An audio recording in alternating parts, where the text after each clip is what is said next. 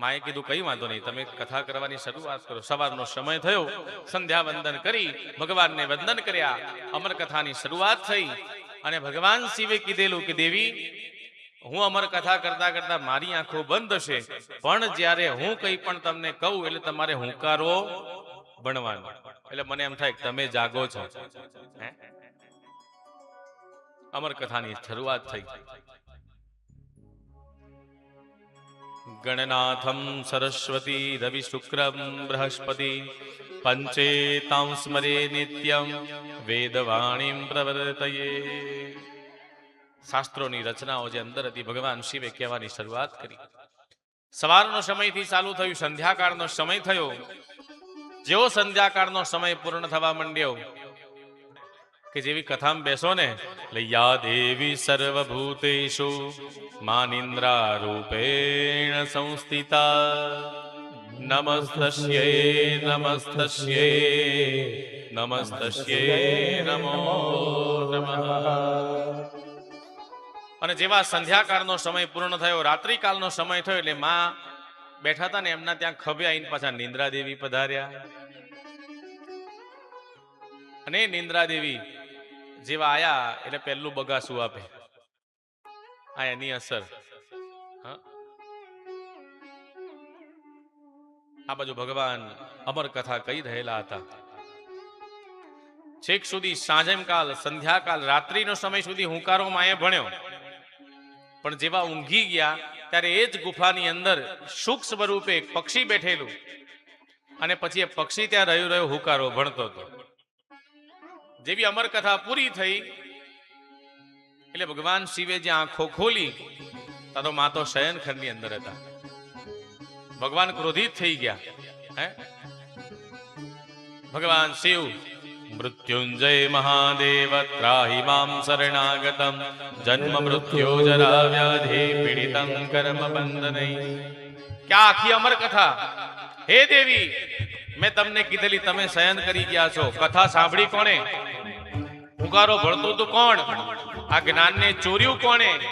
આ જ્ઞાન લીધું કોણે? ભગવાન ક્રોધાયમાન થયા છે. તા તક દિન્ના તા દિન્ના તા દિન્ના ધક ધક ધક ધક તા તક દિન્ના તા દિન્ના તા દિન્ના ધક. માં ભગવાનને વંદન કરે છે કે મારાથી અપરાધ થયો છે. ઓ ત્રંબકમ યજામહે સુગંધિમ પુષ્ટિવર્ધના ઉર્વારુકમિવ વંદના મૃત્યુર્મોક્ષીય મામૃતા.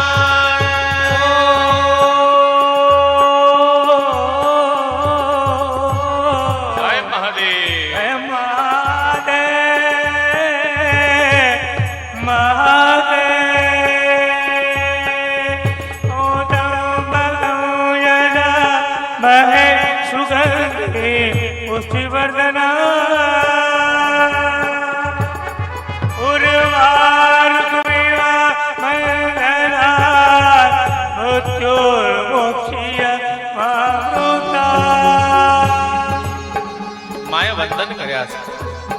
ભગવાનને કીધું મારો અપરાધ થયો છે. તો ત્યાં કથા સાંભળી કોણે? અને જ્યાં ઉપર દ્રષ્ટિ થઈ પક્ષી બેઠેલું, એને ખબર પડી, તરત એ ત્યાંથી ઉડ્યું છે. ભગવાન એની પાછળ મહાદેવજી, અને જેવા દોડ્યા છે અને ત્યાં વ્યાસજીના પત્ની ત્યાં આગળ બિરાજમાન હતા. અને વ્યાસજીના પત્ની અરણી દેવી જ્યાં આગળ બગાસું ખાવા ગયા અને ત્યાં આગળ આ પક્ષી સૂક્ષ્મ સ્વરૂપ લઈ અરણી દેવીના ગર્ભની અંદર ધારણ થઈ ગયા.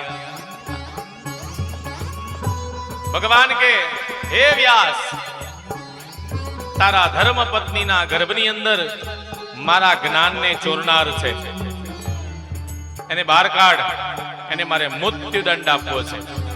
કારણ કે મને કીધા વગર જ્ઞાન મેળવ્યું છે, મારે મૃત્યુ દંડ એને આપવો છે. વ્યાસજીએ ભગવાનને વંદન કર્યા, અરણી દેવીએ પણ ભગવાનની પ્રાર્થના કરી છે. વ્યાસજીએ પ્રભુને વંદન કર્યા છે.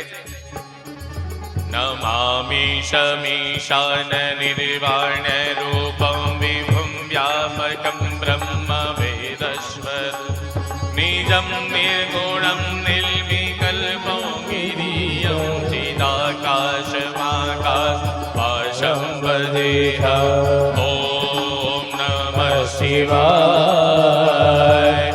ઓમ નમઃ શિવાય ઓમ નમઃ શિવાય ઓમ નમઃ શિવાય મહેશાના પરો દેવો મહિમ્નો ના પરાસ્તુતિ અઘોરાના પરો મંત્રો નાસ્તિ તતવો ગુરો પરમ દીક્ષાદાનમ તપસ્તીર્થો જ્ઞાનમ યાગાદિકા પ્રિયા સર્વ પાપ વિનિર્મુક્તમ શિવલોકે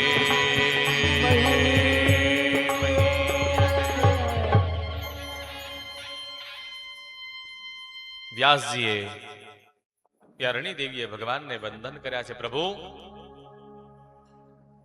તમે જ મને વરદાન આપ્યું હતું કે સંતાન લઈને તારા ત્યાં જન્મ થઈશ ને ભગવાન આ જે કઈ લીલા બધી થઈ છે એ આપની કૃપાથી જ અને આપના આશીર્વાદથી જ મને લાગે છે આ ગર્ભની અંદર આ જીવ આવ્યો છે.